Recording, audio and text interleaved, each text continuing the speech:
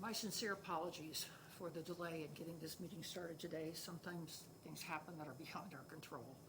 But without further delay, I will call to order the meeting of the Boone County Election Board this fourth day of January 2024. The minutes should reflect that all members are present, and we are starting this meeting at 9:41 a.m. The Boone County Election Board is an administrative board.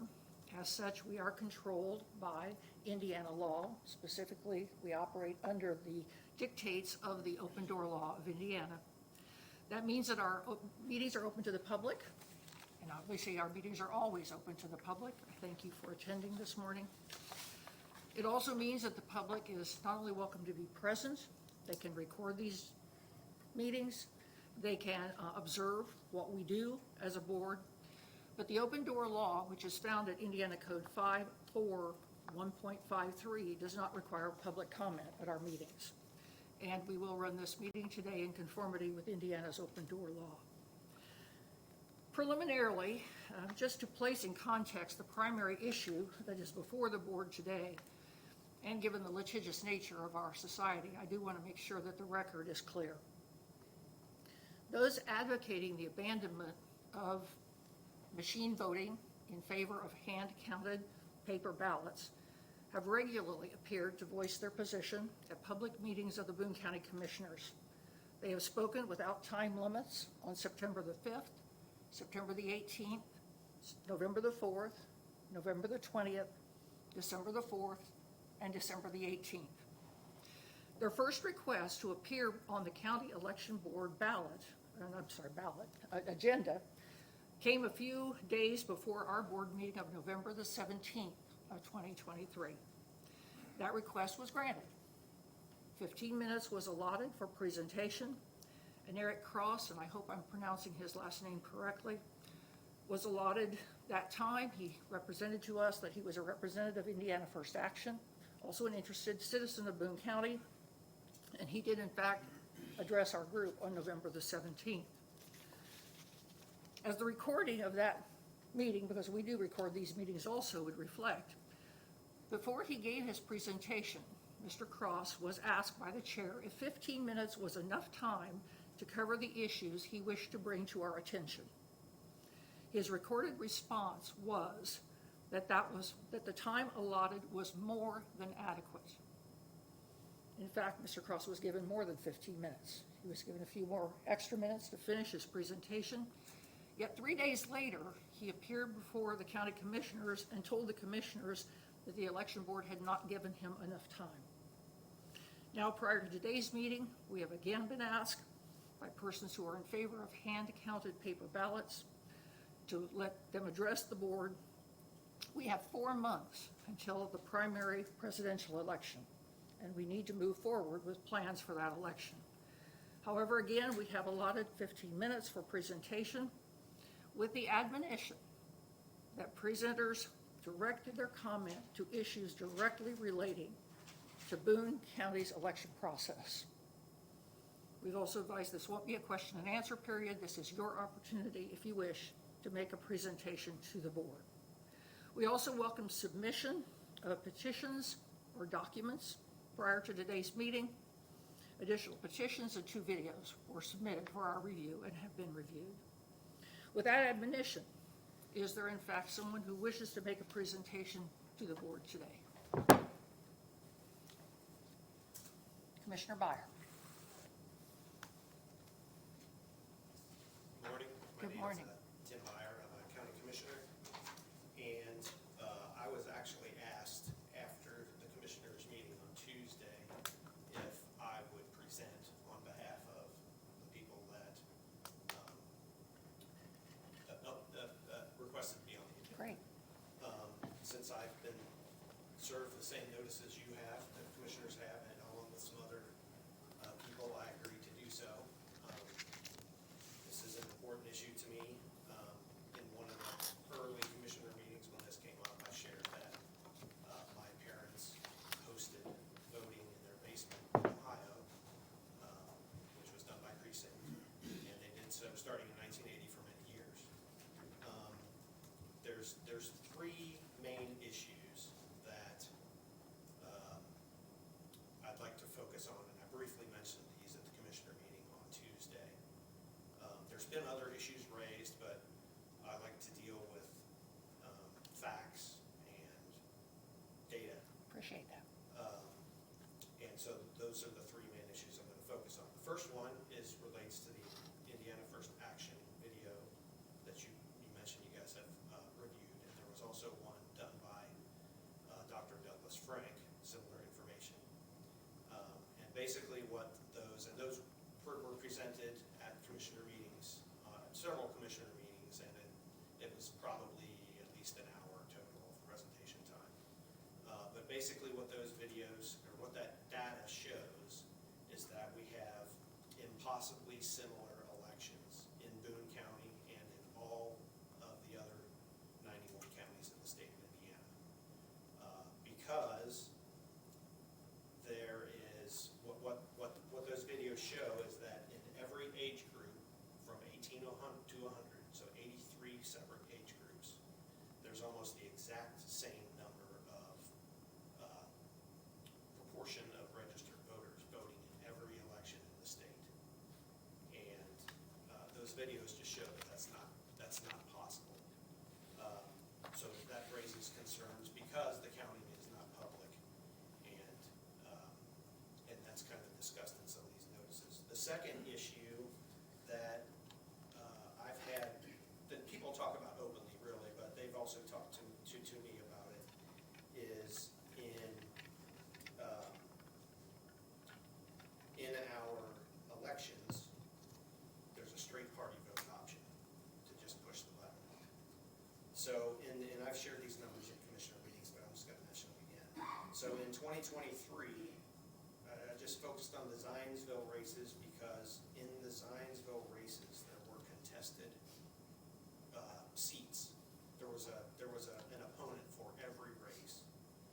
So in the district races, when you add up all the districts, there were a total of 8,396 votes in our municipal election that we just had. In the at-large seats, which cover the same area as the districts, so in theory, if people are voting in all of those races, there were 7,504 votes, so a difference of about 900 votes, or about 11% of the people that voted.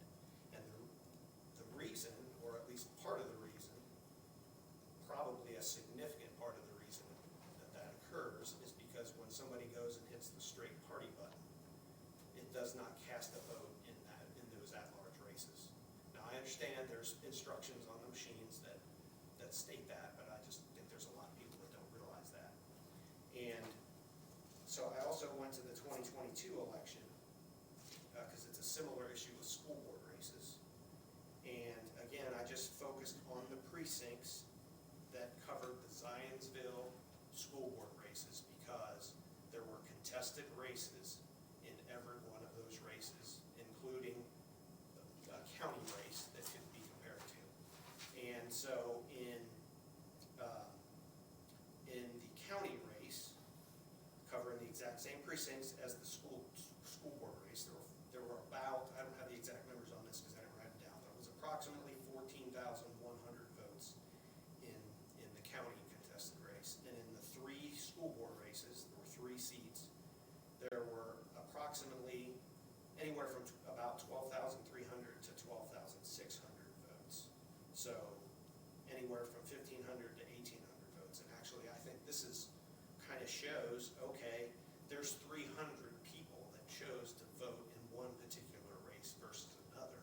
But then there's another 1,500 potentially that just don't realize when they're hitting a straight party button that they're not voting in those races.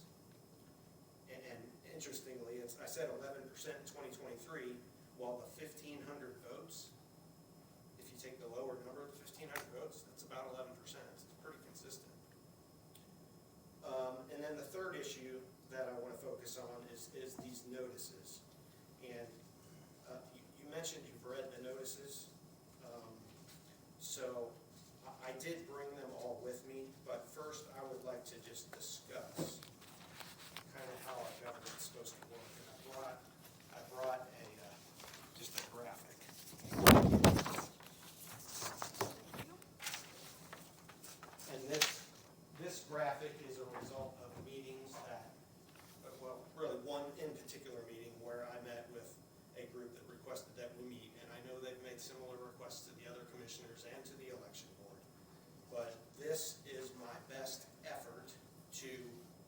try and concisely cover or describe what was covered in that meeting. It was probably a 30-minute meeting, something like that. But basically, if you look here at the top, this is a brick wall, by the way, this red line here. And above that is we the people. So we the people were created by God. That's where our rights come from the nature of our creation. And so before we created government, we declared our rights that are inherent in our creation. And those rights are reserved, they're separate, accepted out of the powers of government, which means they're untouchable and unchangeable.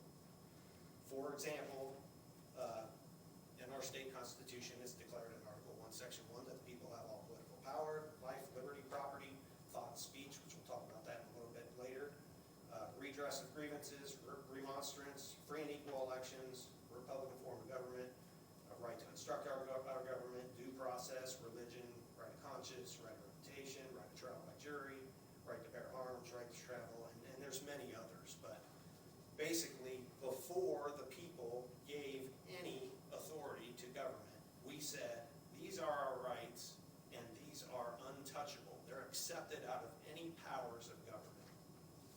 So then the people created government through a constitution, which is a public trust.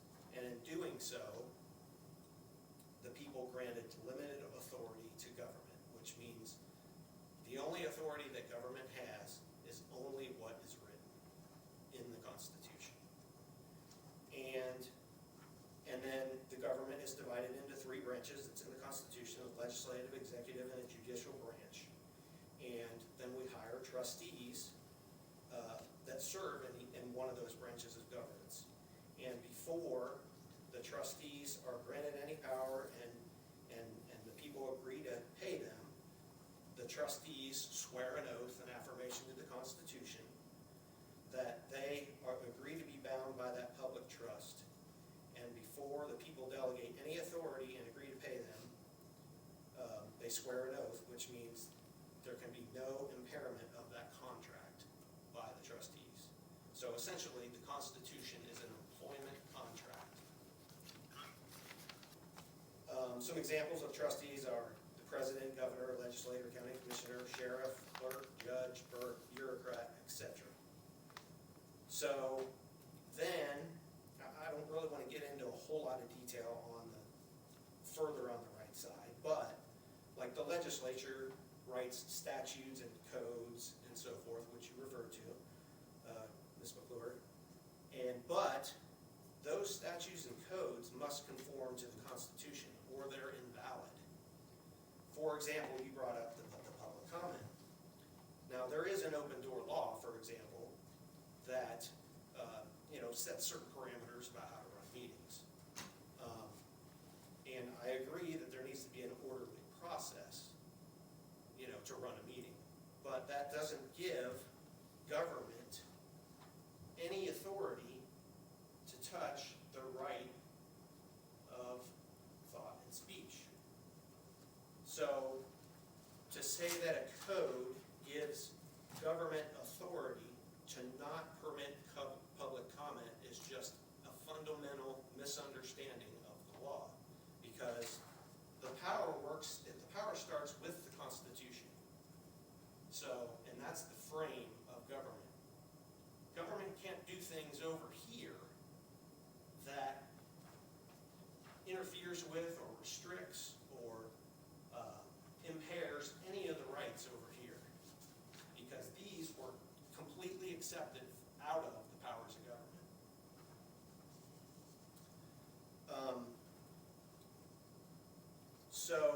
How much time do I have left? 4 minutes and 34 seconds. Okay, so what I'd like to do, there's been 4 notices that have been served. The first one was a notice of maladministration in elections and unconstitutional form of government, which was in September. Then a notice of maladministration of federal funds impairing free elections of state. So essentially, I want to discuss that a little bit. So again, over here, government can't, the federal government is also subject to the frame and the limits of the Constitution. So the federal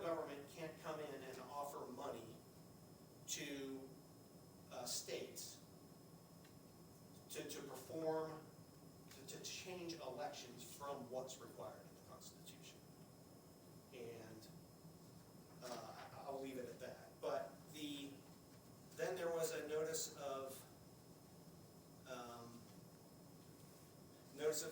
and demand on redress regarding speaking in public assembly, notice of maladministration and trespass against rights to freedom of thought and speech, which is kind of what I discussed a little bit earlier about not being able to restrict the people's right, or the people's right to thought and speech.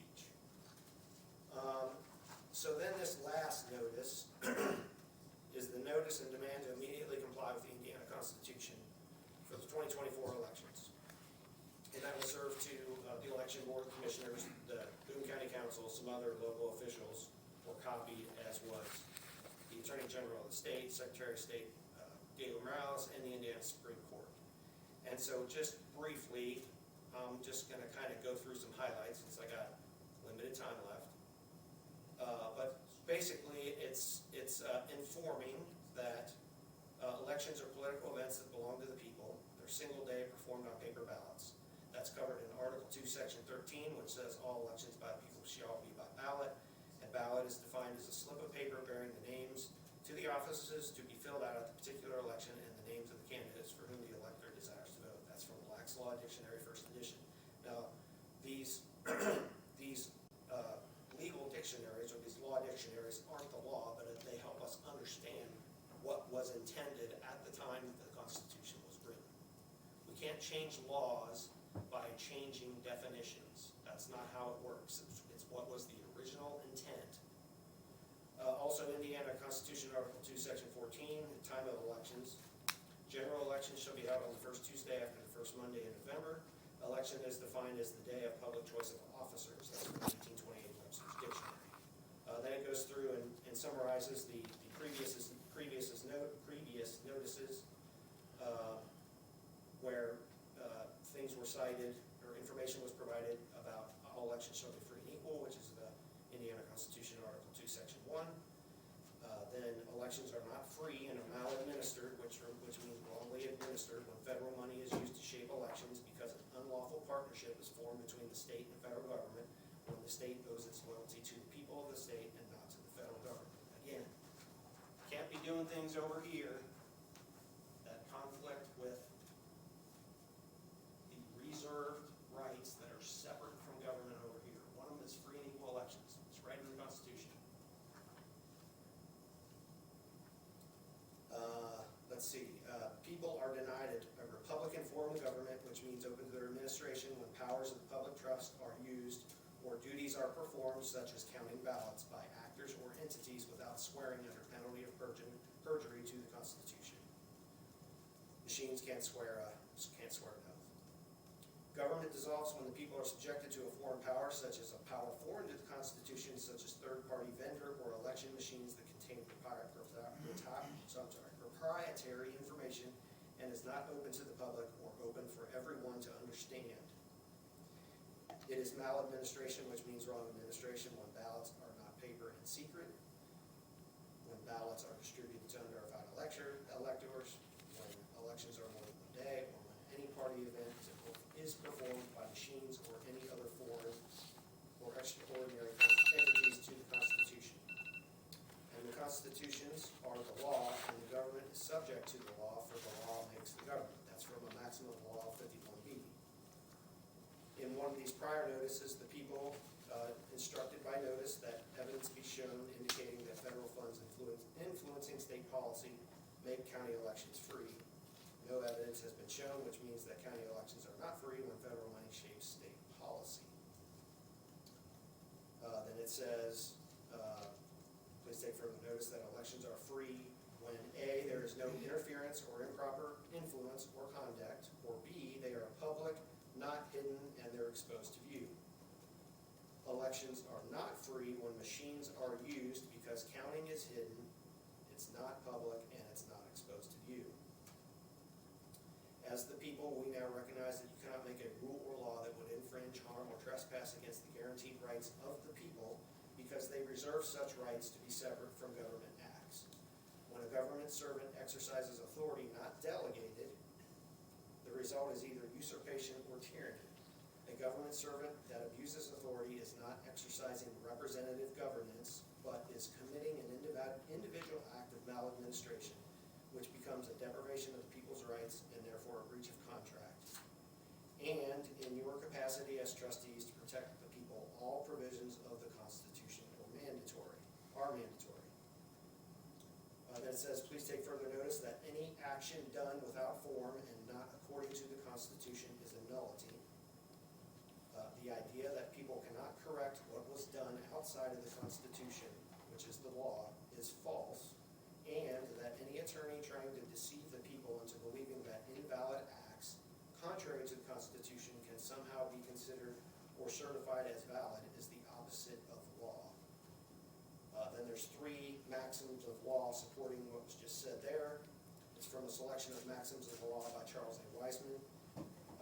Maximum of law 46D says, where the law prescribes a form, the non-observance of it is fatal to the proceeding and the whole becomes a nullity.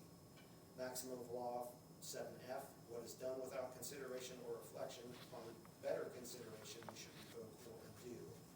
Maximum of law 7A, when the form is not observed, it is inferred that the act is annulled. Then it says, please show me in the Constitution where you were delegated the authority to A, administer elections on more than one day on ballots that are not paper and secret, and with the event performed by foreign or extraordinary entities to the Constitution. B, act beyond the limited powers of the expressed public trust, the Indiana Constitution. C, restrain, restrict, or interfere with the guaranteed rights of the people to free and equal elections, or to instruct, alter, and reform their government. D, demand that government servants approve or certify election methods before being used by the people for their elections. Or E, create or enforce any statute, code, or policy, etc. that overrules the people's reserved and guaranteed rights. And it says, please take final notice that as trustees and servants of the people, you have already agreed by sworn oath and affirmation that 1, all government operates on delegated authority and that all powers are delegated to you from the people. That's Article 1, Section 1 of the Indiana Constitution. 2, you cannot exercise any authority unless it is an authority written by the people in the Indiana Constitution. That's Article 1, Section 25. 3, the people have a right to instruct their government, which means they can reassign duties to other servants. That's Article 1, Section 31. And you are bound to your contract and trust indenture, the Indiana Constitution, and you cannot impair that obligation. That's Article 1, Section 24. Then it says, it is my wish, demand, and order that each of you immediately provide a point of clarity if you believe that it is declared in the Indiana Constitution that elections belong to the people and that the people have the right to instruct their government. And B, for the 2024 elections, 1, you immediately restore free and equal elections as the Indiana Constitution secures, which means that elections are 1 day, use paper ballots, hand count the ballots, only have mail-in ballots for physically handicapped or deployed military, that all paper ballots are retained and ready for audits and verification, and that no foreign or extraordinary party is involved in any official conduct of the people's elections. 2, any funding for the elections described in item 1 be immediately provided by the Boone County Council. 3, all contracts for the elections described in item 1 be immediately executed by the Boone County Commissioners. And 4, if the Boone County Election Board continues to act in maladministration and does not act in good faith to their sworn oath and affirmation, according to the people's expressed instructions that they have by right by January 15th, 2024, then due to the danger of maladministration of the 2024 elections, the elections described in item 1 are to be immediately administered by the Boone County Commissioners. Furthermore, if you believe that any of the above claims are untrue or that you have been delegated the authority to do things that conflict with the Indiana Constitution and maxims of law, please immediately show where you delegated the constitutional authority. So I hope that all makes sense. Like I said, that's been the result of about 6 months of meetings and probably hours. I probably spent days reviewing all this information. With that, I'll wrap up, and I'd be happy to try and answer any specific questions that you have based on all the time that I spent looking into this. President Byer, thank you for expressing your views and those of the people advocating for the return to paper ballots. I would assure you also that I have spent hours and days studying these materials, as is evidence of my notebook, my notes and what I intend to say here today. So thank you for being here and expressing your position. We're 5 minutes over already. Please sit down, Mr. McGolden. Ma'am, you were 40 minutes late today, so it's just 5 minutes. I sat here for 40 minutes. I'm sorry, no. We allowed 15 minutes. We I am allowed- sure you can give me 5 minutes since Please you sit arrived. down. Please sit down. You arrived to this meeting. Please sit 40 down. minutes ago. Please sit down. Sir, I please just sit want down. to address. I'm going to your ask earlier- that security remove you if you don't do can ask that it. if you want, but I want to just address your opening statement. It'll take me 2 minutes. Nope. Eric may have said You have that. been asked by the election board to take a seat. Will you You're please do so? obstructing an official proceeding of the annual. This is an official proceeding of a government agency. Please sit down. Would you just let him speak? It was No. 40 min- I sat here for 40 minutes. Please sit down. Look at my statements right there. It's 2 minutes. All right, we will be in recess until decorum can be restored. She was 40 minutes late. She wasted 40 minutes of my time here. Yes. And she will not allow me 2 minutes to address her opening statement.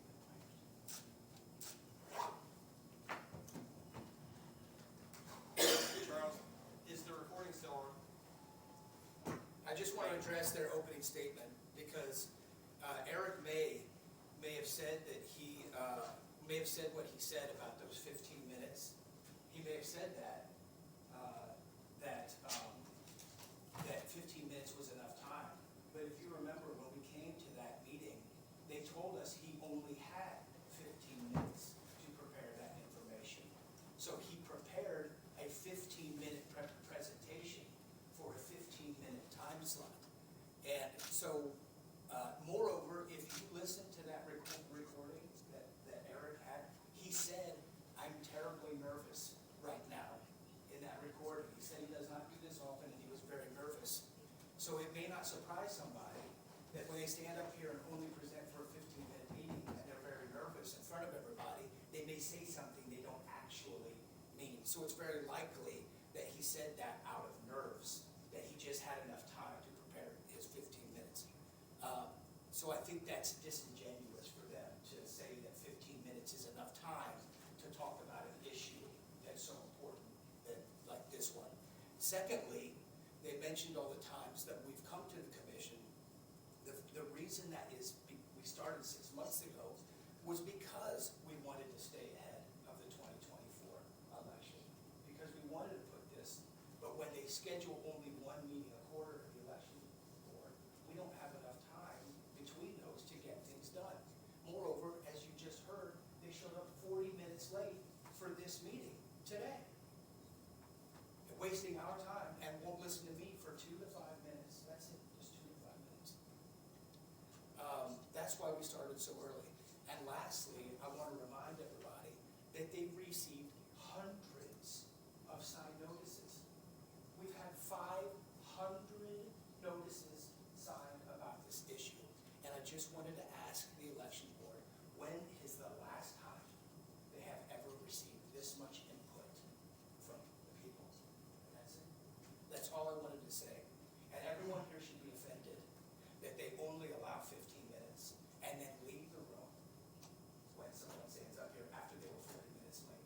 It's offensive to all of us. You should all be offended.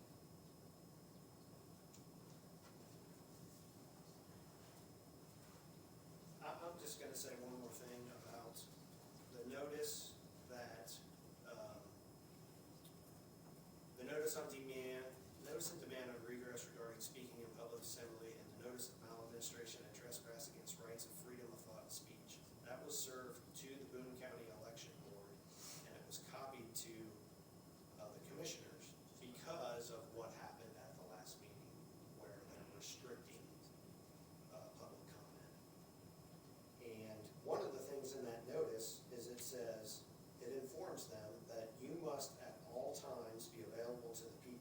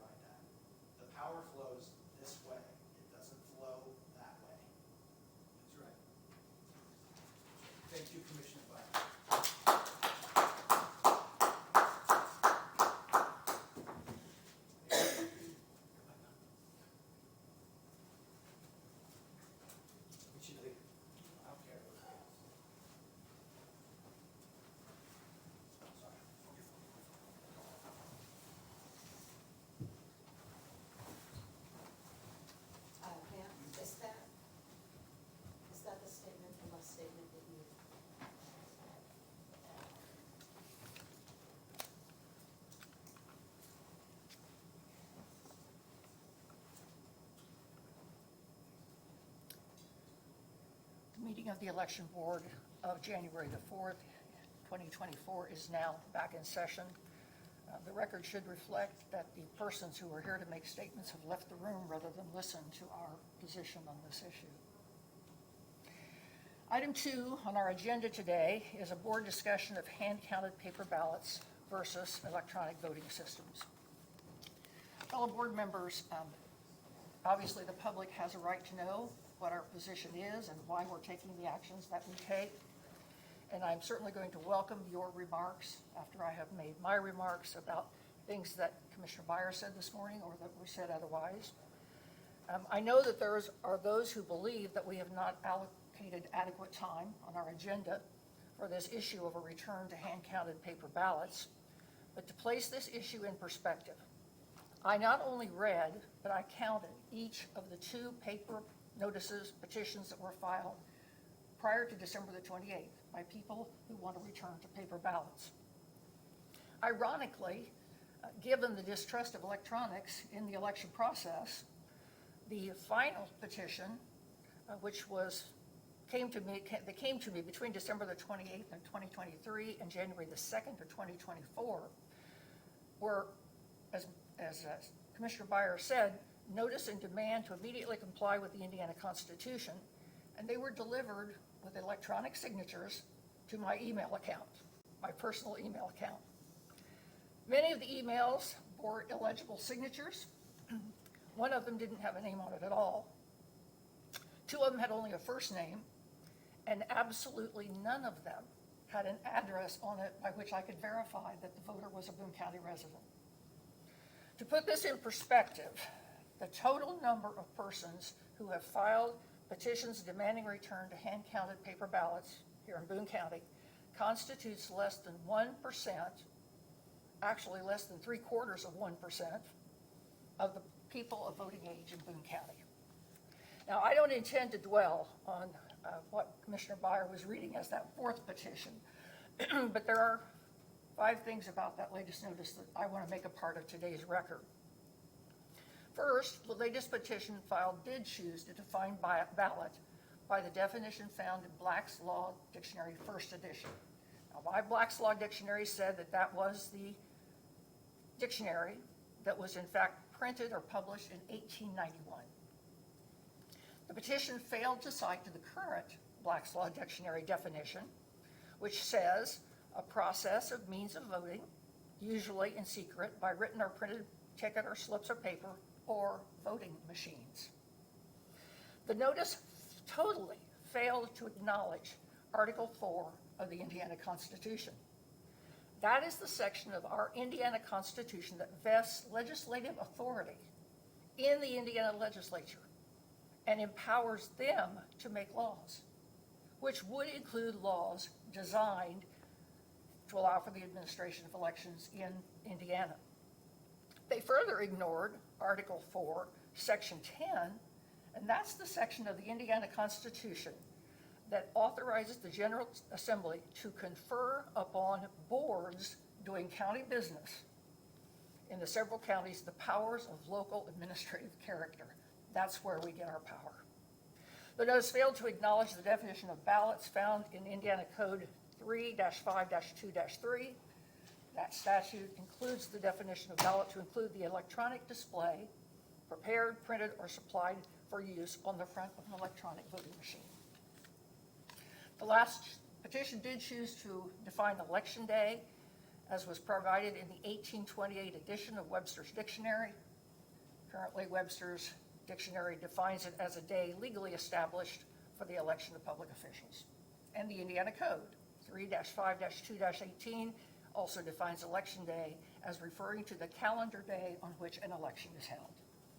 Now, I would note that our general election day here in Boone County is still the first Tuesday after the first Monday of November. And that's the day when we count all the ballots in Boone County. Whether they were cast earlier, whether they came by absentee, every vote is counted on that election day. The notice demands that the county council pay for all elections. And yet last fall, we had people advocating for paper ballots who were encouraging our clerk to file and request a grant for election money. clearly that was not Boone County money that they were seeking. And most interesting to me of this petition, without a cite to authority from either the Constitution or the state statute, the notice demands that if the election board does not act per the demands set forth in that notice by January the 15th of 2024, that all elections are to be immediately administered by the Boone County Commissioners, who have no legal authority to do so. They want elections run in Boone County by the executive branch of our government. And they want it run by people whose names are going to appear on county ballots in future days. But enough about the demand. I don't know about the two of you, but I will say I was a little offended when publicly I was accused of not being interested in the integrity of our elections. I'm honored to bring to this discussion today 8.5 years of having been directly involved in elections in Boone County. I've been on the election board for 8.5 years. I have been to every test of every machine before the elections of those 8.5 years. And I've been president of the clerk's office at every election held during the last 8.5 years, along with my Democrat representative to the election board, as we oversaw the tabulation of votes at every election. I also do want it to be known, I'm sorry they left, I studied every petition that they filed. I listened to the recordings of every statement made by supporters of a return to paper ballots at the 6 county commissioners' meetings since September. I listened attentively to Mr. Cross's presentation on November the 17th. And I didn't just read, I studied the 60 pages of documents that they gave us that day to look at. I even read an article that a presenter before the county commissioners said that we should all read during his comments to the county commissioners on September the 5th of 2023. And I viewed 2 videos that were sent to me just during this last week. Lisa and Brian, I'm going to apologize to the two of you for the amount of time that I'm going to take to make the comments that I want to make supporting my position on electronic voting versus paper ballots. But there's been a lot said by those who support a return to hand-counted paper ballots over the last 4 months. Again, as always, anybody can leave when they want to except the two of you, and we need a recording of this proceeding. But I want to address the relevant issues. I want to deal with facts. I don't intend to speed through this. It's too important. The sanctity of our election is too important. And I'm going to use my notes because I want to stay focused and on point, and I could get a little carried away if I don't do that. So, Commissioner Beyer today outlined for us the 6 things that are being demanded of us. No voting machines, no vote centers, return to precinct voting, voting done on paper ballots with a pen or pencil, and paper poll books. Ballots to be hand counted with the counting completed on election night, voting on one day, no early voting, and absentee ballots only by those deployed on military duty or infirm. I think what the 3 of us have to do as we start this discussion is we have to focus on what our responsibility is. As a county election board, we are to conduct elections and administer election laws within Boone County. So that means we're responsible for preparing and distributing ballots. We are responsible for preparing voting locations, polling locations, and maintaining the county's voting system. That's it. That's our responsibility. And there have been at least 4 issues raised by people who are supporting a return to paper ballots that are beyond our control. The argument about the legitimacy of an election because federal money is used is way beyond our control. I found very interesting that all of the graphs that were presented to us on November the 17th and half of the presentation to us that day, as well as to the county commissioners on September the 18th of 2023, dealt with Indiana's voter registration system, which is maintained by the Secretary of State. A system we don't have control over, and a system that has nothing to do with ballots, polling places, or early voting, or voting machines. One extremely interesting observation, however, about this complaint is even if we were to implement paper ballots, the statewide voter registration system, which is in place today and has been since 2004, would still be in place. So the information that would be relied on is the same information that's there now. And also, we would be the only county in Indiana that would have, in fact, a hand-counted paper ballot system. Thank you. And even if we were to go to the substantial and unnecessary expense of printing paper ballots, paper poll books, as the advocates demand, that would be spending a lot of money unnecessarily, because the information that you would have to print onto those poll books is the very same information that is on the statewide voting system, and that we can access right now without any printing cost. We have been told, thirdly, that we should eliminate early voting. Early voting is intended to ensure that people who can't get to the polls on election day are not deprived of their right to participate in the electoral process. Indiana statutes specify that early voting may be by mail, in person at early voting locations, or by a traveling board. Indiana law requires early voting. In fact, it is designated in our statute that it has to begin 28 days prior to an election. And again, this is by act of the legislature, the authority granted to them by Article 4 of the Indiana Constitution, and can be found at 3-11-10-6. And lastly, the issue of the constitutionality of the process we employ. The Indiana legislature has enacted laws under the authority granted to them by our Constitution. They have enacted laws to ensure for the orderly and secure elections in our state. And none of Indiana statutes controlling the selection of voting systems, implementation and use of voting centers, or absentee voting have been adjudged unconstitutional.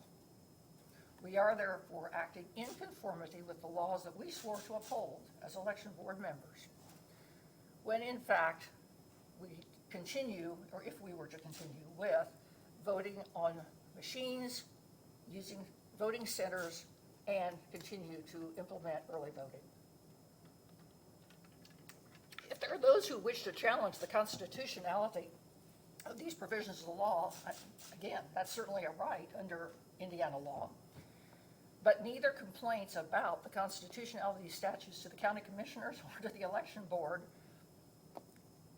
is appropriate, because neither of us have the means to make an adjudication as to constitutionality. So, to the issue at hand. Obviously, when we talk about paper ballots versus current microvote electronic voting machines, the most important thing we're talking about is the integrity of the voting system. On September the 5th of 2023, the commissioners were told that what the people want who are advocating for hand-counted paper ballots is certainty that votes would be counted accurately. In my opinion, a return to hand-counted paper ballots only lessens the chances of accuracy. When I push a button for a candidate of my choice on a microvote voting machine, I verify my selection on the VVPAT behind glass, my selection, and cast my vote. My vote is secure. It is locked into the voting machine. It's also locked into the VVPAT on a continuous roll of paper that you can't add or subtract votes from. And it can, in fact, those two records can be compared at the end of the election for auditing purposes. No one in my polling place has access to my vote on the voting machine. It's locked into a machine. It's locked into the VVPAT. Once the polls are closed and a security code is entered and a tally card is inserted into the voting machine, a printout is run by a poll worker, and other poll workers and watchers can view that printout right there. The number of votes cast on that machine must match the number of votes entered into that machine. And the number of votes on the voting machines must match the number of persons who came to vote at that location that day. These numbers are again verified at the clerk's office. when the voting machine and when the printouts are returned to the clerk's office. Again, as an extra safety measure in Boone County, one person returns the voting machine, other people return the tally card and the printout. Again, just to ensure that the votes safely arrive at the clerk's office. And they have to be done by midnight. They have to be certified by the polling place by midnight of election day. If I were to vote on a paper ballot, multiple people may be handling my ballot. I hope this would never happen, but if there were someone with an ulterior motive, they could, or even a careless person, could nullify, deface my ballot with a simple swipe of a pen or a pencil. They could intentionally smudge my ballot during counting or before counting, and more likely a glass of water or a can of Coke could be spilled on a stack of ballots. And we do know that in the past, ballots have been lost or misplaced after or during the counting process. State law requires that paper ballots be counted by poll workers at the voting location where the ballot was cast. So if we return to hand-counted paper ballots, we would be asking poll workers, who have probably already worked 13 hours that day, to then accurately count the ballots at their location. Common sense tells us that tired people asked to do a repetitive task, such as counting those votes, would be prone to error. I strongly believe that the potential for error is much greater if human counting is done to count ballots than, in fact, if we were to employ the electronic voting system that we now have.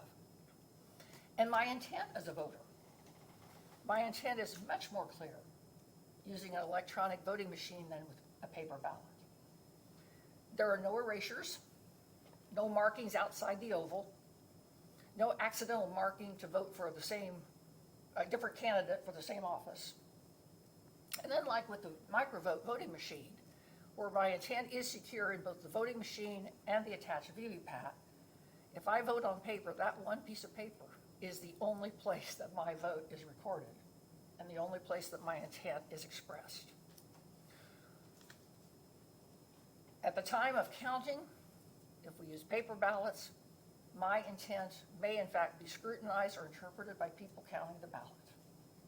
With a microvote voting machine, my intent is unambiguous.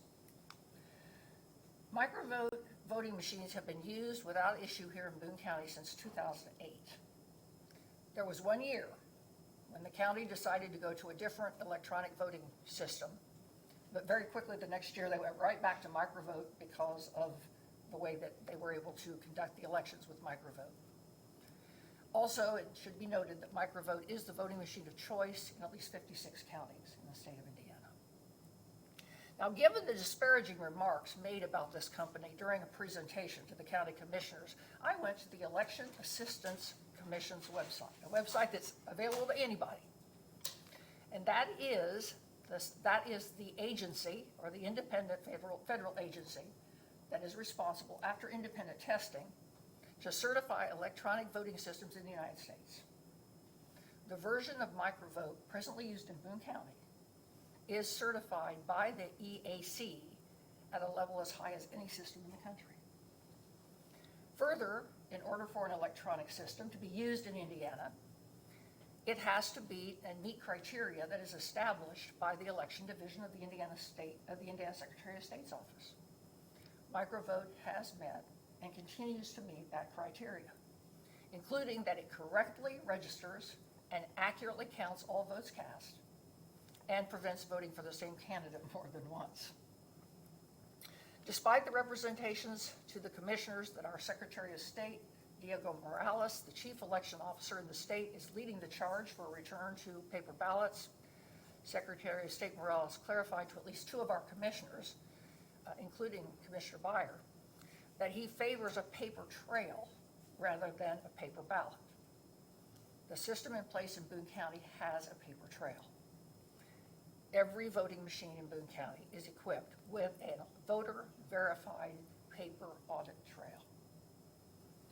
Not once did any advocate for hand-counted paper ballots tell the county commissioners since September of 2023, or tell us on November the 17th, that unequivocally any voting machine in Boone County has been hacked or is an imminent threat of being hacked. Instead, we were shown a photo of a machine utilizing Windows 2000, a system never used in Boone County. The article that Charles Buchwalter said that was imperative that everybody read, a 2018 article from the New York Times entitled Myth of Hack-Proof Voting Machines, criticized a voting machine, again, not microvote, but that had no paper backup and had a modem by which they transferred the votes from the voting machine to the election office over telephone lines, something that we would never do here and has never been done here. Could, in fact, a voting machine in Boone County be hacked? Well, I learned a long time ago to never say never. But the gold at Fort Knox could be stolen too. With all the system of checks and balances and the safeguards in place, I think that the threat of either of those occurrences is de minimis. Now, obviously, integrity is the main issue when we're talking about our elections in Boone County, but I do think that we would be remiss if we didn't also mention cost. If we were to go back to paper ballots, I think it would be more expensive if we return to paper ballots. Although a presenter before the commissioners on September the 5th said that there were several counties in other states that have, in fact, or that do use paper ballots without problems. He did not elaborate on the size of the jurisdiction, the number of people on the ballot, or the number of people counting those ballots. Because there are no hand-counted paper ballot counties in Indiana, it's impossible to do a thorough cost analysis, but of note. On November the 6th, the county commissioners heard a presentation, rather lengthy, on the cost of electronic voting machines versus paper ballots. In that presentation, the presenter acknowledged to the commissioner that there were a lot of holes in the estimate she was presenting. Well, I question the reliability of the numbers that she presented. The presenter told the commissioners that the county could have saved money over the last 5 years, if they had done paper ballots instead of machines. I don't know exactly how she arrived at her figure, but I do know that one of the figures she relied on was way off. The commissioners were told during that presentation that Boone County pays a minimum of $47,000 a year for maintenance of the micro-voting machines. Well, if you look at the invoices from Microvote to Boone County over the last 4 years, what you would find is that there were 2 years when we did pay $26,000, but in 2022, we paid only $12,000 for maintenance. A lot less than what was represented to the commissioners in an argument supporting a return to paper ballots. I do agree with those who are advocating for a return to hand-counted paper ballots, that if we went back to paper ballots, we would have to also go back to precinct voting. Because if we didn't, we'd have to print a ballot for every precinct and have every one of those ballots at every voting center, which would be cost prohibitive. But the cost of printing ballots on paper, even if we return to precinct voting, would still be substantial. First, for security purposes, we would have to be sure that those ballots were professionally printed on ballot stock. We couldn't simply run them on a copy machine because we'd have to ensure that not just anybody could run a ballot in an election. And ballots would need to be, in fact, official documents. As for the number of ballots, well, because we don't have any hand-counted paper ballot counties in Indiana, we don't have a statute that says exactly how many paper ballots have to be printed, but we couldn't run the risk of running out of a ballot, because if we did, we wouldn't have any way to let that person vote at all. That would be a valid complaint, certainly, against us. But the statute that directs the number of ballot cards that have to be printed in counties that use the ballot card electronic scan, I think is instructive. It specifies that the number of ballot cards printed in those counties must equal the number of people eligible to vote, which means a ballot card for every registered voter. That would mean paying for ballots to be printed for every registered voter in every precinct. Very pricey and very wasteful, because they can never be used for any other purpose. And in the elections where we had a 25 or 30% turnout, as we have certainly had in some of my years on the election board, that would mean disposing of a lot of paper ballots. We also have to consider, when we're talking about the cost of poll workers. The vote center plan that is presently in place here in Boone County requires that we have 10 vote centers. The law requires that we have 5 poll workers at every vote center. We pay those workers $125 a day. So that means that presently we pay poll workers $6,260 plus meal costs. We have to feed them while they're working. If we were to return to precinct voting and man a poll for every precinct, that would mean 5 workers at 52 precincts, or 260 poll workers at $125 a day, which would be $32,500 plus the cost of meals for 260 people as opposed to 50 poll workers, more than 5 times the present cost. And that increased sum to pay poll workers well exceeds the amount paid to maintain our voting machines. A brief mention of voting centers, because the advocates of paper ballots also want us to eliminate voting centers. Boone County has been a vote center county since 2014. And our vote center policy is on file with the Secretary of State presently. Currently, there are more than 60 counties in Indiana that are vote center counties. And on this issue, I would like the record to reflect that on September the 18th of 2023, Eric Cross told the commissioners that we may, and I quote this, "We may reduce participation in elections if we eliminate vote centers." I don't think that's what we want to do. That's not the goal. And finally, I think we also have to look at the logistical nightmare if we were to return to hand-counted ballots. If we return to precinct voting, 260 poll workers as compared to 50 poll workers have to be found.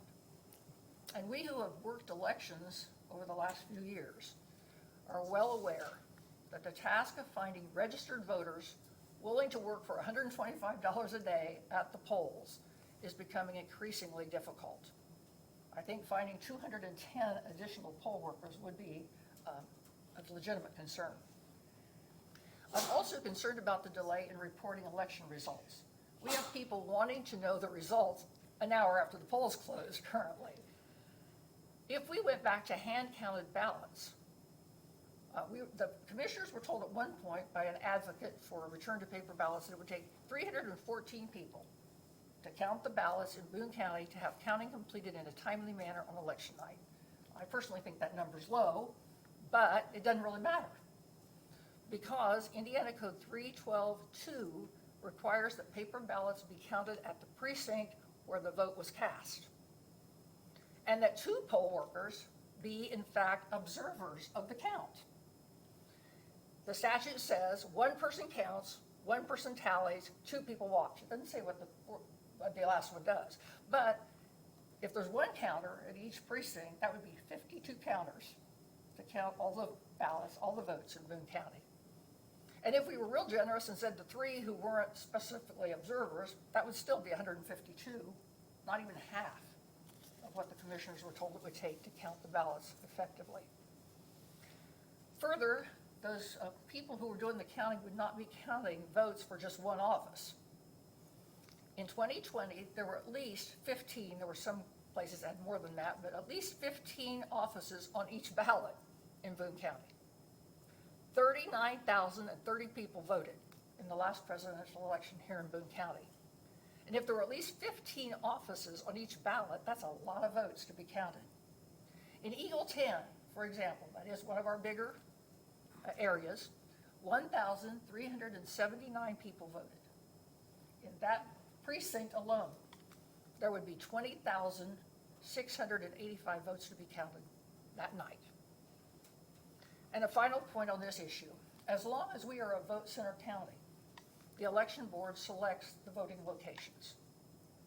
The 3 of us know we've had a little difficulty locating and securing polling places over the last few years. For example, we've had some excellent locations like Freedom Church, Senior Services, Zionsville Meadows down in Zionsville, and the Elizaville Christian Church that are no longer available because they don't want to have people voting on their premises. So they are no longer voting locations. If we were to return to precinct voting, the law requires that the county commissioners, not the election board, designate the voting locations. That means that the commissioners would have to find satisfactory places, ones that meet the statutory requirements for accessibility for the handicapped as well as the elderly. And they would also have to have locations where they could access the statewide voter registration system, and that all has to be done at least 29 days prior to the election. Nobody who has advocated for return to paper ballots has alleged, and none of the written materials presented have said, that a voting machine in Boone County has malfunctioned, has ever been hacked, or is even in imminent threat of being hacked. No one has made an allegation that there's ever been a disruption in the tabulation of votes here in Boone County. There are no facts to support those allegations. Charles McWalter acknowledged to the county commissioners on September the 5th of 2023 that it would take at least one election to work out the kinks of a paper ballot system. I would say to my fellow board members, a presidential election year is not a year to work out kinks in an election. Eric Kraus acknowledged to the commissioners on September the 18th of 2023 that there is no silver bullet. He went on to say that a return to paper ballots, and I quote him, would take a little more validation work to ensure accuracy. But then he went on to say, but we'd have a record in the end. We have a record in the end. We have, in fact, a paper trail. We have each and every voting machine in Boone County equipped with a VVPAT that gives us, in fact, a record of every vote in the county that can be audited later. Eric Kraus told the election board on November the 17th of 23, I don't trust anybody. I can't fix that. But I can offer rational reasons and facts and the law to support my belief in the integrity of our voting system now. I feel certain that most people do not independently trust the drugs their doctor prescribes. I don't know the testing that's done on drugs that I take. I take them because my doctor says I should take them, but they are deemed safe and reliable by the Food and Drug Administration. We don't take scales to the deli when we buy ham to reweigh the meat we purchase. We don't take a gas can to the filling station to, in fact, measure out a gallon to make sure I'm getting a gallon out of the machine that says I've gotten a gallon. Why? Because there are agencies that test the medicines and validate them, and that validate the scale at the deli, that check to be sure that the machines weighing my meat, measuring my gasoline are accurate. And so too, there are state and federal agencies that ensure the accurate operation of our electronic voting system. Finally, I do want to give each of you, I don't know whether you've seen this or not, but if I could, you pass that down to Brian, please. This is a copy of a November 2023 court's entry in a federal lawsuit in the U.S. District Court for the Southern District of Indiana. This lawsuit was filed by two residents of Warwick County. They sued the Warwick County Commissioners and the Warwick County Election Board, alleging issues with the microvote electronic voting system utilized in their county. Suffice it to say, their claims of cybersecurity vulnerabilities and vote manipulation were summarily dismissed by the district court.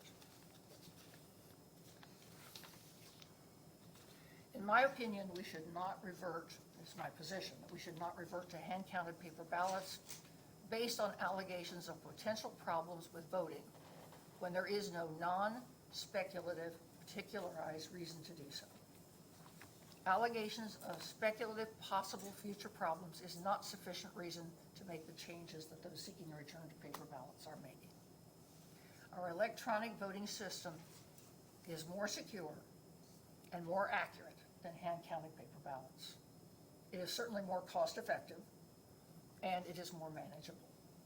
And it would be for those reasons that I believe we should continue utilizing microvote as our electronic voting system, that we should continue to utilize vote centers in Boone County, and that we allow early voting as the law requires and as we presently do. Thank you for your patience.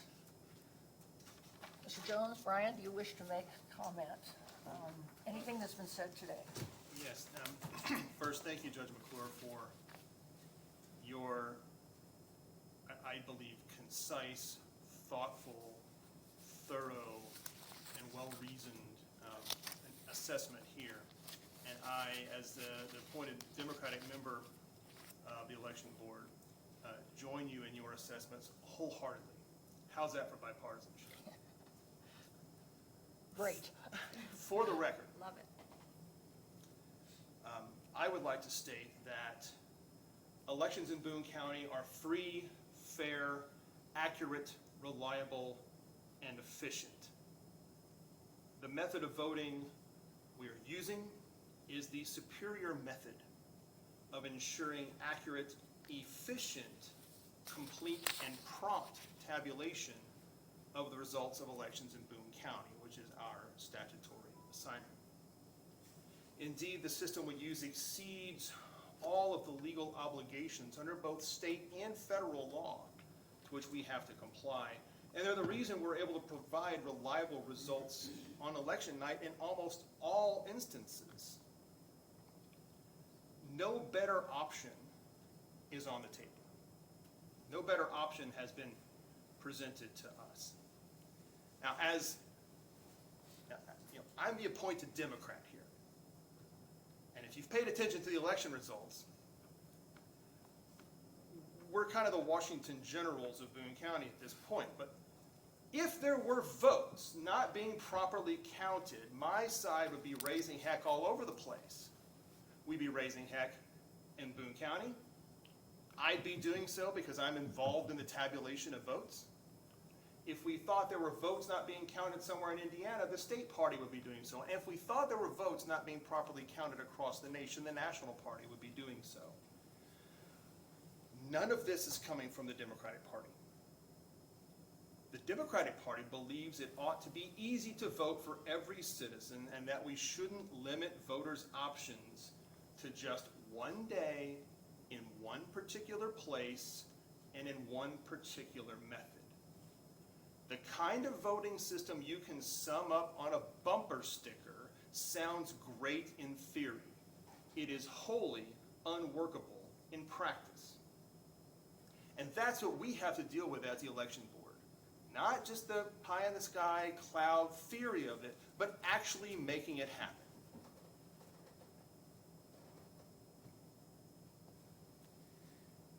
With 75,000 plus people in the county and nearly 60,000 registered voters, there is not a one-size-fits-all system. I know some people wish there were. I know some people wish that there was a way that every voter could be just like them, but they're not. We have to meet the complex needs of all of Boone County citizens. Those who are unable to travel to the polls, those who are blind, those who are deaf, those who are disabled. And we have to provide them with a fair and reasonable and as practicable as possible and equal and private voting system. That is our charge under federal law, under the Help Americans Vote Act. We don't get to pick to ignore that. That's not what we get to do here.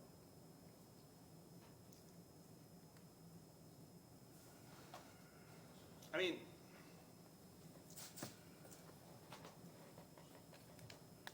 if everybody could get off the internet and read an actual history book, there has been too much literal bloodshed in our nation's history to secure the right to vote for everyone. And the Democratic Party is not simply going to yield all those hard-fought gains just because some folks are upset their preferred presidential candidate didn't win. Now, as I said, the election board is a creation of state statute. That statute was enacted by the General Assembly pursuant to its powers under the Indiana Constitution.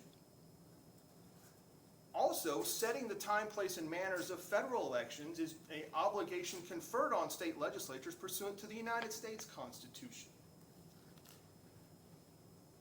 So doing what we are charged by Indiana law with is, in fact, the constitutional obligation we have.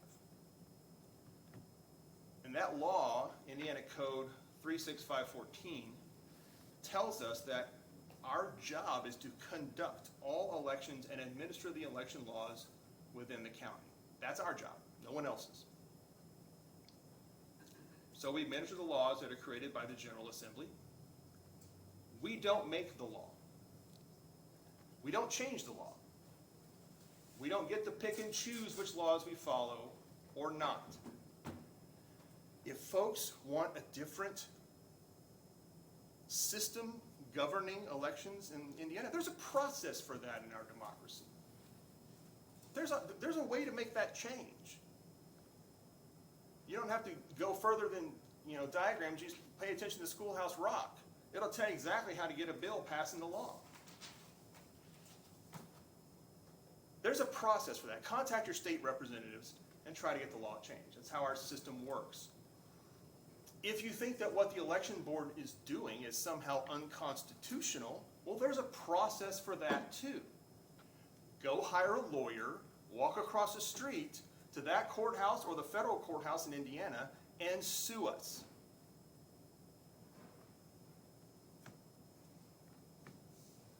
Our democracy has processes in place to address all of these concerns that have been raised. The election board is not the place for that.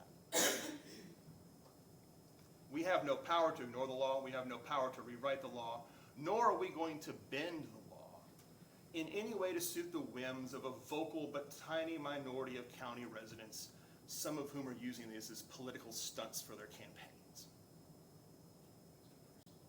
Now, with regard to the specifics of the system proposed, you've already laid out everything I was going to say, so I'll say ditto to that.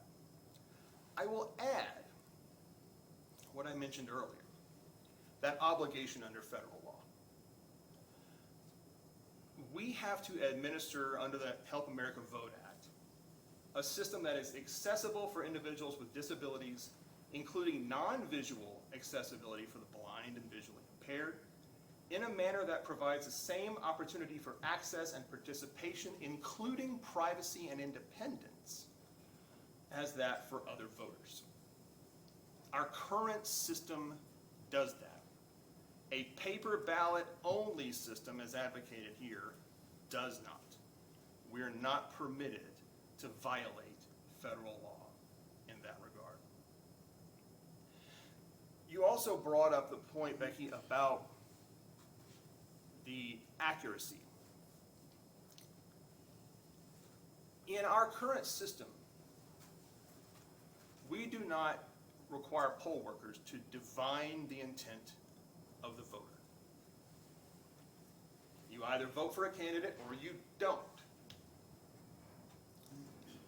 Hand-counted paper ballots under the scheme advocated here and under state law would obligate then those 210 other poll workers, which we're going to have great difficulty finding, but all of them would then be involved in divining the intent of the voter. Was that a smudge there? Did you circle that? Did you put an X instead of a check mark? Right now, those poll workers simply administer people registering, checking into the poll book, going to the machine, and casting their ballot independently and privately. Those poll workers then tally the votes.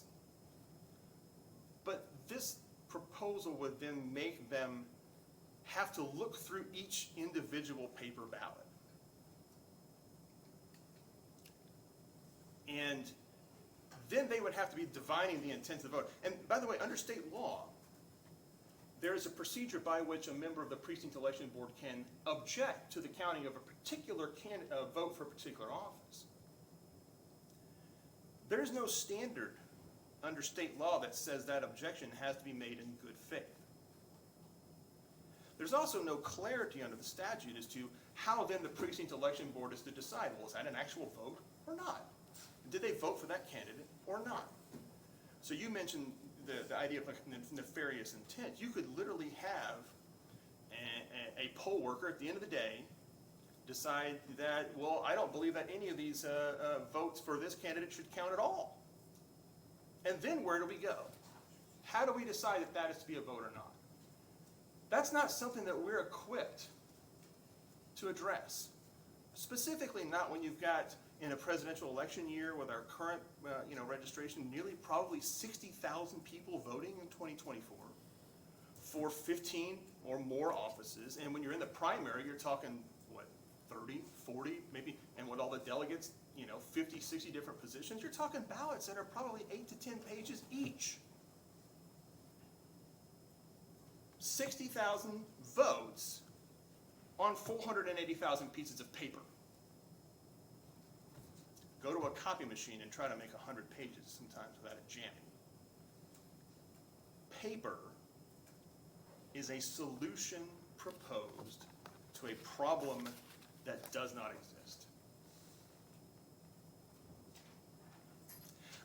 I would also raise the issue of whether there is, for a certain segment of our population, any particular system that could ever satisfy their demand for certainty. How can you be certain my vote counted? Well, here's a piece of paper. Well, how do I know it's my vote? Eventually, the only way down this logical path is to undo secret ballots. I don't think we want to do that. And we're not charged legally with doing that. We have to have secret ballots. The system we have now has a paper trail. It is auditable. It is verifiable. And the universe of people that could somehow alter or change what are effectively tabulation machines, very, very small, very confined. The people who can mess up a paper ballot is literally everyone in this county.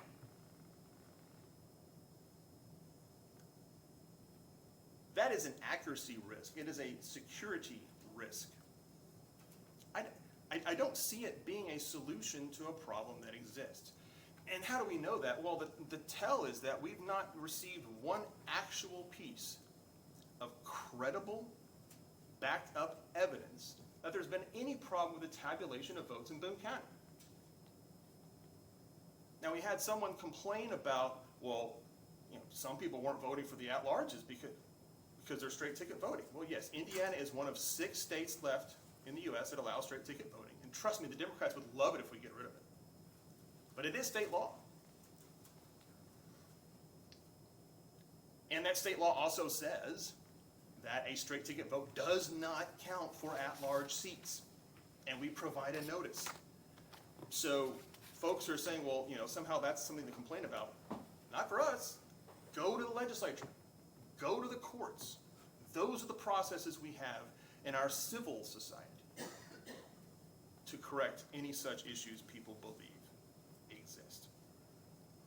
In addition to the idea of putting poll workers in the position of divining the intent of a voter, we're also going to have to find an extraordinarily large number of them which aren't currently existing. And it's interesting to me that people who are complaining about our election system, I don't recall them being actual poll workers. Just really interesting to me. Because I haven't heard any poll workers come up to us and say, hey, I think votes are missing, or I think the machines are working wrong. We don't have that problem with people who are actually running the elections. We do have trouble staffing, and we're going to talk about that later when we decide on our polling locations and polling hours. I don't know where we're going to find 210 more people, or where we're going to find $32,500 for each election. That's primary. Then you do it again for the general. So that's what, $75,000? That's not going to a teacher. That's not going to repair a road. That's not going to find more water. That's not going to solve any actual need of Boone County residents. Instead, it's to placate people who I think would find fault in any system put in place in the first place. The idea that we would go back to some kind of system that would look familiar to people in 1850 is not a solution to our modern problems. The fact of the matter is, having been on the election board for 3 years now, and having worked with Judge McClure this entire time, and having worked with Jessica and then now Lisa, I can assure everyone here that there are not issues with the tabulation of the results in Boone County. You may not like the results. Believe me, I know that feeling. But the results are fair and they're accurate. And they're reliable. Now, we have received a bunch of these notices of maladministration. And I'd like to point out, I noticed that he left. We just had an elected Republican county commissioner come in here and argue to nullify a validly enacted state statute. I don't know how we got to that point in Boone County, but I don't like it. Somebody coming in here, an elected official, by the way, elected on these same machines he's saying are somehow fraudulent. Come in here and saying, well, if you don't do what we want you to do, then, well, the county commissioners are going to run elections. That is the most unconstitutional thing I've heard all day. Usurping validly enacted power for yourself? That's not democracy. That's not America.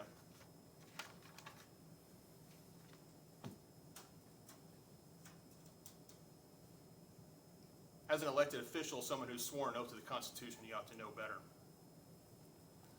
Advocating for government bodies to ignore the Constitution, man, that's not right.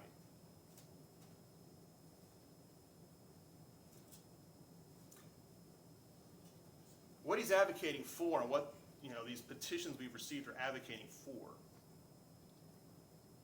is this somehow we the people, who, as you pointed out, comprise a tiny, tiny percentage, that they somehow can come in and take over the process. Oh, we'll do it the way we want.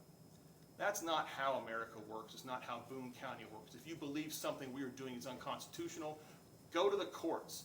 They're the ones who declare something unconstitutional, not the county election board. So what we've heard is, well, there's this guy who's done this analysis. It says there's some statistical, impossibly similar elections occurring because he decided to pick Johnson County as, I guess, the representative county, a county that's 95% white, by the way. It's not exactly representative of Boone County or the state in general, but set that aside. Show me where a vote was improperly cast in Boone County. Show me where a vote was improperly counted in Boone County. No one's been able to do it. You would think now, 3 years and several months following the 2020 election, that there was all this massive evidence of all this incredible voter fraud and all this incredible hacking in these machines, that somehow, somewhere, somebody would have found it. We've not seen it. It's not been presented to us. And Occam's razor would tell you it's probably because it doesn't exist. And again, I know some people are still upset with how the 2020 election came out, but it's only mysteriously at the top of the ticket, right? Doesn't seem to fall down to the state representatives or the state Senate or the U.S. Senate. It's always at the very top. Well, we don't make decisions on voting systems based upon people's view of the outcome of the election. We make decisions on voting systems based upon what the law tells us we have to do. It tells us what we have to provide. And Becky, I join with you in stating that I believe the system we provide is the best, fairest, the most accurate, the most reliable, and most efficient system we can provide for Boone County. If there was a better one out there, I'd love to see it. I haven't seen it. And if that ever comes along, I'll be taking a good hard look at it. What we have here is reliable and fair and accurate. And so I would urge this board to continue on with what we have to do under the law, to keep using our microvote system, and to work to make sure that the upcoming 2024 general election goes as smoothly and as efficiently as the other elections we have run here in Boone County. Again, our job is to administer the elections. We don't do voter registration. And if people have an issue with how the law in Indiana is set up, then they know the process to go do that. Go get it changed. Lobby your state representatives. That's what their job is. Give them a call. If you think what we're doing is unconstitutional, go to the courts. They can provide remedies. We don't simply disregard the law because some people send us some piece of paper telling us we have to, even if that person is also an elected county commissioner advocating for the violation of state law. So I would urge the board that we continue on with our voting system. That's it. Thank you. Madam Clerk, do you wish to make any further comment? We've said a lot. Anything Mine will be very brief, but first, thank you, Judge McClure, for all your time and research on everything that you've done and what you had to say today. Thank you, Mr. Jones, for everything that you had to say today and all your research also. Mine is just a really quick review, a couple things from my point. The document that we were sent, the video to research, the same thing that we were also presented. I just find it a little bit different that they want to state everything is the same, but there's 52 counties that use microvote and there's 40 counties that use other ones. So I don't know how the random, like, they're not the same machines. The second thing that I would like to state is at-large seats have been noted that you had to vote. There are directions on the ballot. And I would also like to note that this year there will be precinct committeemen and delegates. And in some, you have to vote for 10, 12, 17, I don't know the exact number yet. But you can't hit a straight ticket. You can hit a straight ticket, but you're still gonna have to push those. So for those people that say, I didn't know, you did know, it's been that way. You just didn't read the instructions. The last thing Mr. Byer wanted to state was he wanted to bring out the numbers on the school board. I would like to note the school board is nonpartisan. So if you hit a straight ticket, you did not get school board. They're a nonpartisan. So, and that has not been represented to the commissioners properly either. A little thing, everything seems to get a little bit twisted.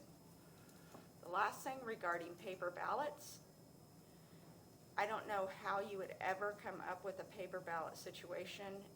The whole statement is I want to confirm my vote actually counted. So you would have to have a number or a scan card if you scan it. Once again, we have an electric, that would be electronics. If you just put your name on it, everybody's gonna know who I voted for. You know, not that where I said it, I feel like I publicly state who I support on most things. I mean, so I don't feel like it's something for me, but it could be for other people. But I still want my vote to be my private option. I mean, no one should be able to read it. So I think, how do you do that and then you pass it back to someone? They're either gonna know my vote or we're scanning theirs. And human error is gonna occur. The system that we have is absolutely the best system, in my opinion. I was hired under Penny Bogan, Jessica's first deputy. I've assisted in election stuff for the last 16 years, the last 2 being in charge of it. Starting this January, it's my second. I have learned more in the last year, but I do not see where there is nothing, you know. The voter registration, SVRS, is through the state, which is through the Attorney General. Or, I'm sorry, Secretary of State. I apologize, Secretary of State. That has nothing to do with us. Our system is not backed up with anything. There's no way, it doesn't have a hard drive. There's no computer system in there. We have tally cards. I don't feel like there's any justification. No one's questioned it. If I want to look to make sure that my vote counted, I can actually view it, and you can, before you press confirm. I can't confirm someone sitting there counting my ballot that they really selected it, what I wanted them to select. That's the only things I have to say. So again, thank you both for your time, but I completely agree. We will continue, or in my opinion, I want to continue to use microvote machines. Lisa, in response to their concern that had been voiced earlier about the straight party voting, my recollection, when I voted the last time, was that at the top of the ballot, it instructed me that if I voted a straight ticket, it would not cast votes for certain, okay, it was on there, it was on the It's ballot, absolutely- actually on the ballot. It's All right there. And then, as I moved through the ballot, when I came to a place where I was supposed to select one of two for county council or whatever, it said, choose one. Now, am I remembering correctly? That is correct. Okay, all right, so that, any issue about that, you did all you could do to educate. Right. Okay, Yes, all and right, and that's not new, okay. like that has, I just paid attention to it, I guess, I just paid attention, and that's probably, Commissioner Byers probably right, people don't read this, but, again, I guess we could put a sign up, but that's really, Yeah. that's it. I mean, we can't go in and vote with them and tell them this is what you Yeah. have to do, so, okay. so, And the only other thing, Brian, you made some mention of this statistical analysis thing that had been done. I got those two graphs this week, right? And I really thought that theory had been abandoned, given the fact that there have been hand-counted audits, there have been investigative reports, there have been studies by other mathematicians that have disproved that theory, but it's still out there, obviously. And it's been a long time since I studied statistics at Butler, but I think that the high correlation in Frank's analysis has to do as a result of correlating a variable with itself. So I think that's where it comes from. And then I think you mentioned too, Brian, that if we were to accept that theory, given that he was saying that that same thing happens in all counties, and when Dr. Frank created that algorithm, which he called the sixth order polynomial equation, I actually looked on the internet to try to find an explanation or a derivation for that, and I can't find that he's ever explained that. But he was suggesting that the 2020 presidential election was stolen because of this widespread inflation of registration numbers and then all these phantom ballots. He was a high school math and science teacher in Cincinnati, is what he was. Now he's famous for this. But if we were to use his analysis, then, and he's saying it's coming from the state level. He's saying that it's manipulated from the state level. Well, that would be impossible in Indiana because we're a decentralized voting system. Okay, I mean, each county is responsible for their own voting system. So I don't know how that would be possible. And then, as you and I think, have mentioned during an election, if somebody wanted to manipulate to that degree, they would have to find hundreds, if not thousands of people to be complicit in an act that could put them in prison. Again, I'm not buying into Dr. Frank's analysis. Anything further? may I also add that this year, Secretary of State has added to the absentee applications effective the November election. When you do a mail-in absentee, you must provide either the last four of your SOCH Okay. that is attached to your previous vote registration or your driver's license. If it is not attached, like if it is not connected, you have to send in your driver's license. So there has been another step that it's just not a random person sending in for a ballot request. But you know, that response, as well as putting on the voting machine, you know, that if you vote a straight ticket, you're not voting for some of these other Yes. offices. That's what should happen. If people have a suggestion to improve the system, tell people how to improve the system. And then it gets improved. Yes. So, anything Yeah. further on the issue of, No, thank you, Lisa, for that. Thank you, Becky. And, you know, I would add, I mean, as a Democrat, I love the fact that people are engaged, looking at their government, and wanting to participate. I hope that my remarks today were not construed in any way saying you shouldn't be involved. In fact, I'm saying you absolutely should be involved and continue to be involved. I think the effort here is wholly misplaced. If you want to look at something that's, you know, having a detrimental effect on our politics, turn your attention to gerrymandering, for goodness sakes. Okay? If you want to know why elections are being the way they are, look at gerrymandering. Take that on. Go do some statistical analysis of that. Okay? That would be a much better use of people's time than, you know, I mean, there's a subset of the population I don't think we're ever going to be able to convince. Some people still don't believe we landed on the moon. So some people believe you can put microchips in vaccines. So I don't think there's, you know, we shouldn't be changing policy based upon vocal minorities coming in with arguments that, again, I cannot believe we have reached the point in this county and in this state and in this country where we have an actual elected county commissioner come in here and attempt to usurp the power of the county election board and place it in the very office that he was elected to under a system that he claims is a fraudulent voting system. It's literally the most unconstitutional thing I have heard in a number of years. And I hope every Boone County citizen out there is as shocked as as I am. Thank you.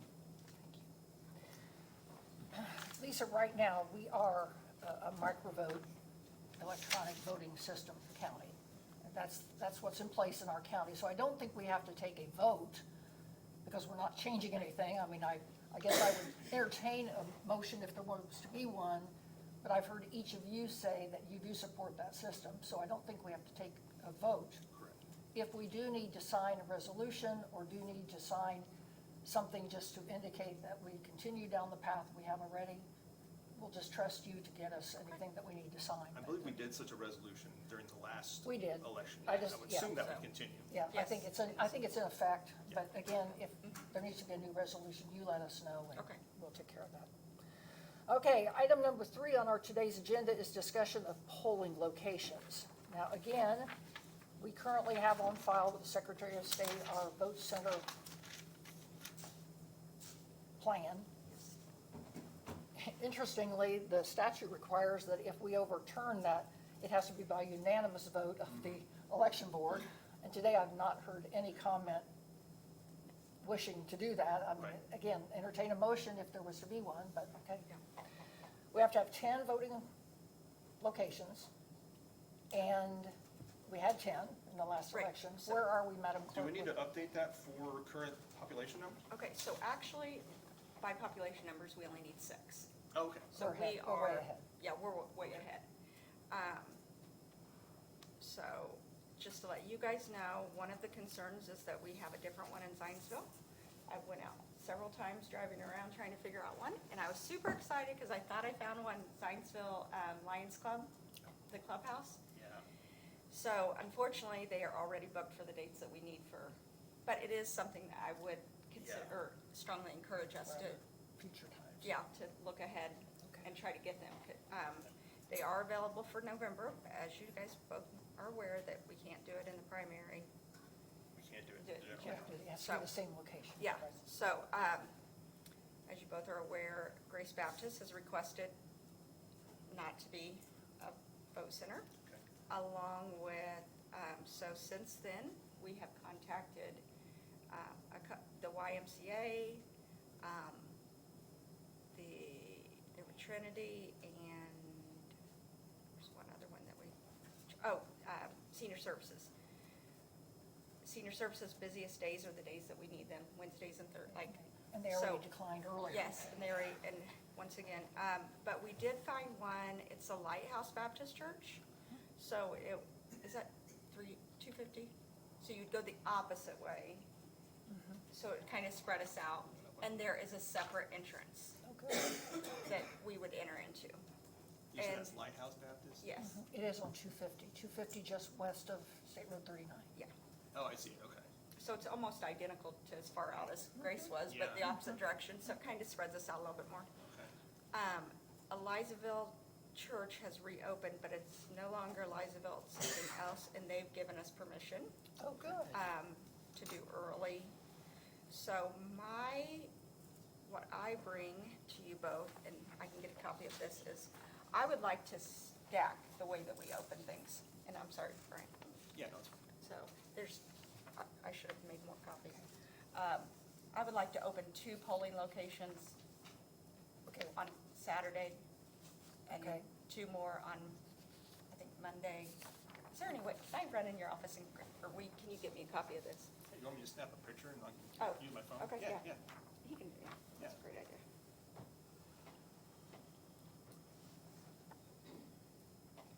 So I would like to do 2 locations starting out on Saturday, and then we move to Tuesday, we go to add 2 more locations. And then Wednesday, we add 2 more locations, of course, keeping all the originals open. And then Thursday, that's where we have everybody except Election Day. Jamestown, our vote numbers, I think they need to only be Election Day. Yeah. I think we had 34 voters Right. on something that really mattered, should have mattered to them. yeah. And we just don't have the numbers. Staffing, yeah. Yeah, One So- thing I would propose, and a lot of the folks down in Zionsville have asked, is that we have Zionsville Town Hall open on all of the early voting days as well. I know that's been something that has been discussed in the past, and it'd be something that, we'd like to see that, just because, with Whitestown and Zionsville, when you have those 2 together, you've got more than half the population of the entire county. And so we think it makes sense, if you've got one in Lebanon, one in Whitestown, one in Zionsville, then you've got a good 90% of the county covered, at that time. Whereas if you only do Zionsville and Whitestown, some people complain about, the trek over to Whitestown, especially with the Such a 334 long way. construction. Look, I get it, right? But so people have asked if we could do that, and I would urge that we do that. so there is actually a reason why we don't. So people that go to Zionsville Town Hall will not leave Zionsville Town Hall. They will wait 4 hours to vote. So we're trying to retrain them. So if we open Whitestown first, you actually do get those people that really want to be one of the first ones to vote that will pull away from Zionsville Town Hall. And our numbers at Whitestown are always about the same. We usually do anywhere from 500 to about 500 to 700 on an average day. So by us pulling away, we're really and so then on Tuesday, Zionsville Town Hall will open. Yeah, I know, but some folks have said we really like to do that first Saturday of early voting as kind of a get out the vote drive. People can do it here at the courthouse for people who are up here. People can do it in Whitestown for who are over there on that side towards the interstate. And then on the other side of the eastern side of the county there, and the southeastern part, they like a day at Zionsville Town Hall. So I would move that we add Zionsville Town Hall to that first Saturday of early voting, and then I'm fine with everything else you've got here. Okay. Well, and I'm going to second that. I understand what you're saying, but our interest is in making voting locations as accessible to every voter as we can. We want people to vote in elections. And so, I'm going to vote, I would second the motion that we do it for the primary election. Well, we have to do it in the fall. I mean, For no, 2020, no, we don't, have to. okay. For the primary election, 2024, and then we look at numbers Okay. before we And make a see, decision yeah. as to fall. Okay. And I will second your motion as to the primary, and that we add Zionsville Town Hall to the Saturday, April 27 voting day. Okay.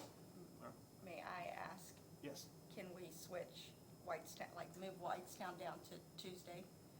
If I just get two places started at once, it goes so much smooth, like, because I I mean, can have two of my Again, staff that's there. your area of the county. Yeah, so I would suggest, I mean, I'd be okay with that, and here's why, because we've done the Whitestown experiment on the Saturday, on only the first day. Let's try the Zionsville experiment this primary, and then we have numbers to compare. Yeah. It's not full apples to apples, but it'll be pretty close. Yeah, and if it comes out that Zionsville, like that there's just so many people waiting and we need Whitestown, I'm Yeah. in full support of adjusting to it Yeah, in the general. And we probably do need to adjust to it in the general because you're gonna have more. just gonna happen, yeah. Yeah, Do you want to So- modify your motion then to Yes. simply To switch Zionsville Substitute. Town Hall and Whitestown Municipal Center on that first on Saturday. that first Saturday? And then keep everything else the same as you propose. And then we'll evaluate after the primary to see, where were we getting more turnout? What was it, where would be a more effective allocation for the general election? okay. I'd And make that I'll second that amended motion. Okay? Okay, any further discussion? Okay, all in favor? Aye. Okay, if you're opposed? No, Okay, no, okay. that's great. So Thank we can you. do that, all right. Now, that does bring up some issues with, Zionsville Town Hall that we had during the general, as you might recall, of, Yes.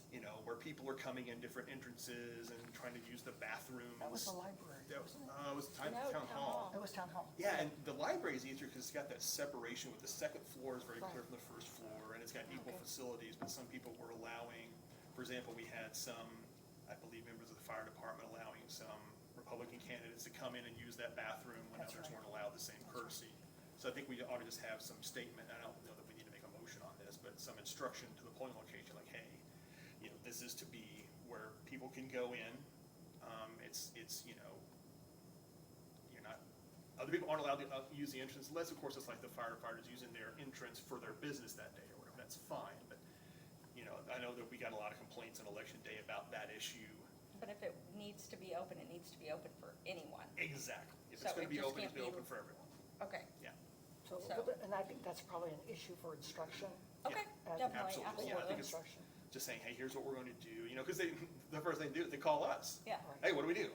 Okay, guys, here's what we do. Are you going upstairs? Are you going backwards? What, remember, like, Yeah. who's got the Yeah. key card, who's letting, it was a, Yeah, and I think that kind of generalized instruction for every location, to say, like, if you're gonna have like bathrooms open, they need to be open for everybody. Obviously, you don't want people walking through the voting area or by the machines, you don't want people coming in, wearing candidate shirts or stuff like that. Any of the other electioneering issues, Yes. those rules still apply.